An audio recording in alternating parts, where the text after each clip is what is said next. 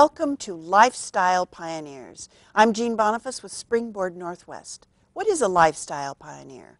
Well, we think of a lifestyle pioneer as someone who turns away from what's comfortable and familiar, a place that may be called what's expected, and follows their inner yearning to something in their imagination that they may call what's possible. And in turning away, they don't usually know where they're going to end up, and they're willing to risk everything they have to find themselves there. With me today is Christina Ender of Live Well Studio and Productivity HQ. And Christina is going to introduce us to today's lifestyle pioneer. Thank you, Jean. Our guest today is Lisa Wells. Lisa is a PhD scientist, a registered yoga instructor, a spiritual director, somatic movement facilitator, poet, and dancer. She is the co-owner of Live Well Studio, a center for healthy movement offering yoga, Pilates, Zumba, Qigong, and Now We Dance, as well as a variety of programs designed to help clients really live their best lives. She is also the co-founder of Reach Out Yoga, a nonprofit organization dedicated to bringing the transformative power of yoga to at-risk populations here in Benton County and throughout the surrounding area. So I want to welcome Lisa to the program. Hi, Lisa. Hi. Thanks for being here. Thank you. We've been starting these conversations leveraging a quote from Joseph Campbell. Joseph Campbell said, if you follow your bliss, you put yourself on a kind of track that has been there all the while, waiting for you. And the life that you ought to be living is the one you are living. Mm-hmm. How is this true for you? Oh, how is this true for me?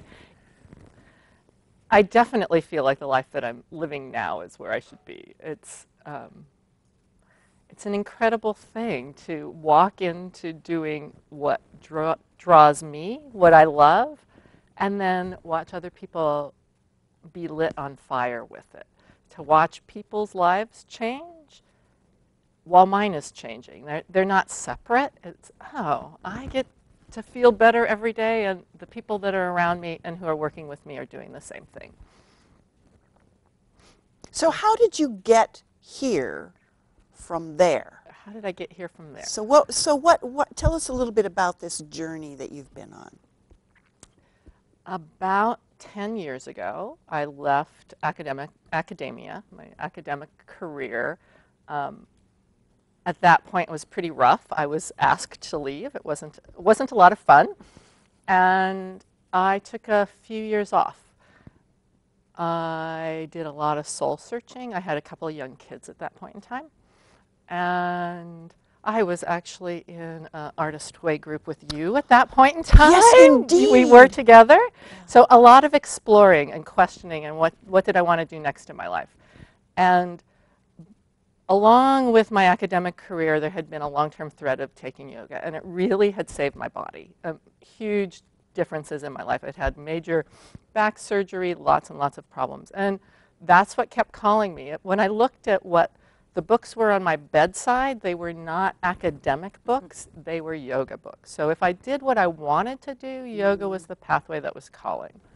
And creatively through that process, dance for me was kind of an underlying thread in that it's the yoga, it's very similar to yoga, but it's without all the structure and boxes. This is the creative movement piece.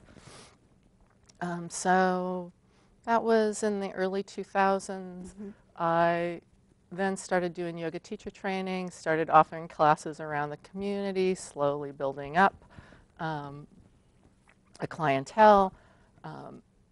Opened up a home studio. We bought a house that had a studio on the property, opened that up. More people slowly came, building.